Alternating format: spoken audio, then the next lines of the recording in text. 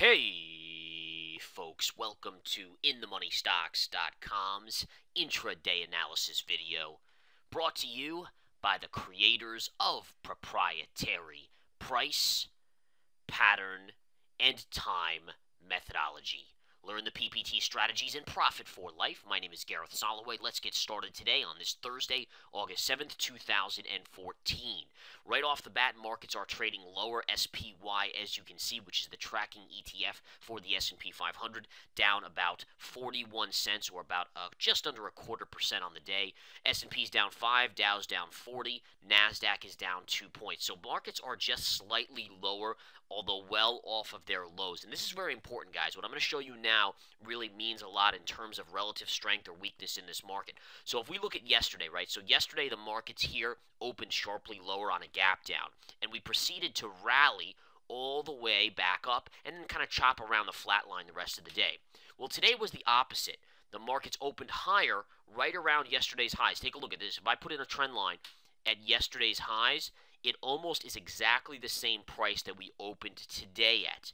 And from that point on, we saw the markets chop down, bear flag, and this is a little bit of a bearish pattern here, into the 200. 200 is the red line sloping down. And that created a sell side action to take us all the way down to the same low from yesterday. Almost a mirror opposite image of the move yesterday. Yesterday was a gap down, move up. Today, it was a gap up, move down. But again, the key here that you want to pay attention to, and I think this is a very, very important factor, the market's low from yesterday's open was pierced on an intraday 10-minute candle, but then ultimately we rallied back up and never closed below that line, and have not even really retested it since, although we're starting to slowly come back down here. All right, so what you're going to look for in the second half of the trading day today is this angle of this move. As we come down a little bit, are we going to retest this same low from yesterday morning? If we retest it, do we close below it? That's stage one.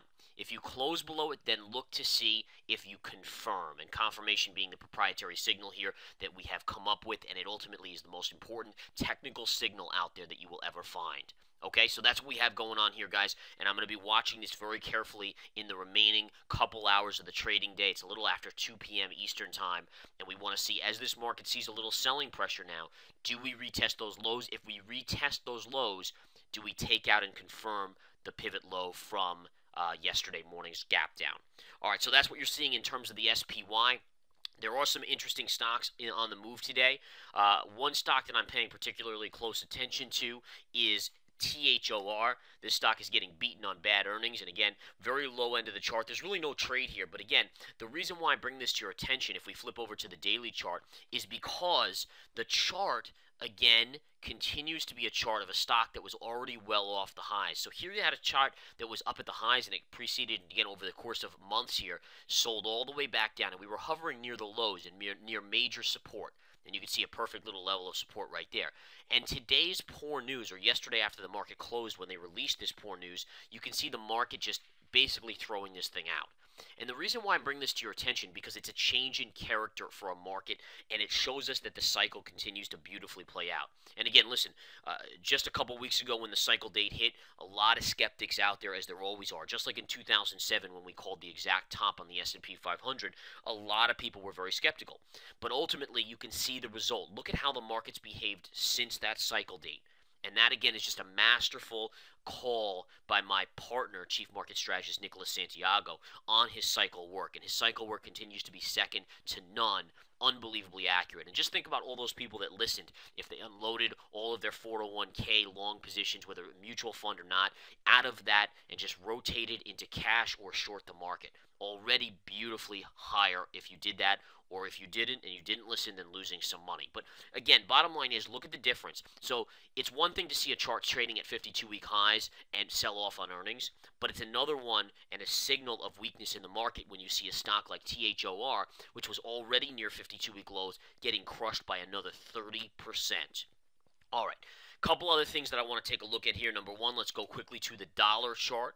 And again, the dollar, if we zoom in here, continues to be near the high end, although having a lot of trouble taking out this trend line. You can see we hit it here. We pierced it, we opened below, above it, and then closed below it. And today we're trading right on this area here, right in this mix. And again, the dollar strong continues to hold that move, but you're not seeing a lot of continued action to the upside. I actually believe that the dollar is near resistance and probably will see a pullback soon. I think when you see that pullback in the dollar, that's when the markets are going to rally. And I want you guys to look at this. So you see the dollar move up, right? All right, now look at the SPY. I mean, if we flip over to the SPY chart, and it's a little hard to see, but you can see, look at the fall. So you see how the dollar and the markets are now moving lockstep in opposite directions. So what that tells me again is if the dollar starts to fade and pull back, you should see the market start to catch a bid. So that's another thing to watch. All right, the other thing I want you guys to watch is this pivot high right here and this area here, and there's a gap fill right here. The gap fill, to be exact, is at 190.40. So basically, I have a level between 190.40 and 189.75 right here that I believe if this market hits, that will be a short-term low, and you will see a bounce on the market. Okay, you will see a bounce on the market once you get there. Okay, now once that hits, it's not going to be a huge bounce. I want to warn you. It's not like we're going to go back to the 52-week highs, the all-time highs on the S&P, but you actually should see multi-day bounce. We haven't really seen even a multi-day bounce in a long time. Sure, we've had like a flat day here and there, a small up day, even a decent bounce back day, but it hasn't had back-to-back days. And granted, that's the cycle taking effect, but eventually once you hit the key support, you should actually see that happen. Okay? All right, so just another thing to look at there. Other key things that we want to follow here. Gold having another little bit of an up day after a nice move yesterday. I don't see anything on this chart that warrants a bullish or bearish bias right now. Potentially bullish if we consolidate. And same thing here with silver. Silver actually continuing to be weak, which is a negative for the global markets economically.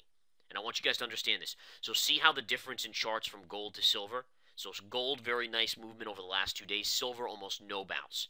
And again, silver, sure, it's a small store of safety, but more than anything, silver is an industrial metal, so it goes with economic growth. So I think what's going on here is a lot of concerns over Russia.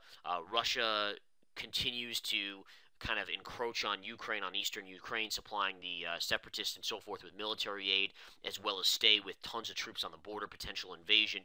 And what you're seeing now is Putin saying, all right, the West can't import any food now. Obviously, the U.S. and Europe have put on sanctions, and that's going to have an impact on the global economy. So right now, the markets, I think, may be overdoing that impact, but right now, that's the way the markets go. Remember, because the cycle is now to the downside, you're going to see the negatives take a front stage as opposed to 2 months ago when if you saw a small positive, it was taken as a big positive. If you saw a negative, it was taken as a neutral to positive anyways. So things have switched now. You're coming down the hill instead of going up the hill in the market. All right? So again, a little key to kind of keeping your eyes and ears open on that front. All right, what else do we have here, guys? Let me just continue to scan through and see what else we have going on. Take a look at JP Morgan Chase today. JPM is actually just chopping here on the daily chart. This is the daily chart of JPM. Great fall. Now it's starting to move sideways. This actually could be the beginnings of a bearish consolidation if it continues for this way for the next few days. If it's able to somehow get some bids, then you could see this move to the upside pretty nicely. So we'll watch that very, very closely. Goldman Sachs, also another financial, weaker today, but not overly weak, kind of in line with the markets, down about 0.25%. And of course, let's take a look at Apple, some of these other big boys here. And Apple's actually hanging in there. I don't like the daily chart on it, but again, it is holding up a little bit better than the overall market, so that should be respected. One stock that I am keeping an eye on here, and Research Center members should know, obviously based on the latest alert, keep an eye on Yahoo. Yahoo, nice daily bullish pattern. I also like some other factors involved there on Yahoo. Won't divulge more than that. Twitter's an interesting one to keep an eye on here because you hit this support a couple days ago off of this pullback, and notice how Twitter's green on the day. Now, obviously, with the price action of the market, it's hard for this thing to get a bounce, but I would say that if Twitter, if we see the market start to have a multi-day bounce, Twitter should actually head right back up based on the strength that we're seeing. One thing you don't want to see from Twitter is any close below this line. So if you get below 42.85, we'll call it, on a closing basis at the end of the day, which is basically $1.15 below here, then you're going to see this thing come in. But as long as it stays right here, believe it or not, you can look for upside here on this chart. You can actually look for upside. Again, needs the market to participate, though. I mean, sure, 19 cents is an okay small up move when you consider the SPY. If we flip to the SPY, is trading down 58 cents. But think about it, if the SPY was up $1 today, Twitter would probably be up $1.50. So you look for that, guys, and if you get that, then you should have a very nice scenario there. All right. What else do we have going on here? Let's take a look at a couple other quick charts. Zillow's bouncing, and again, you can see this had this big move up off of the Trulia buyout announcement or bid announcement, and it came right back in. Notice how right here, kissed the 50, stalled right on the 20, and it's getting a little bit of a bounce. And again, this is another one. What you want to take note of here is the relative strength. All right, what I would do if I were you guys is make a list of stocks that have shown strength and are into key support levels. Because when the market does start to catch a bid, these are going to be the forefront runners. Okay, assuming that the patterns are still bullish into support. So watch that very, very closely, guys. All right, let me see what else there is on the radar here that I want to go over.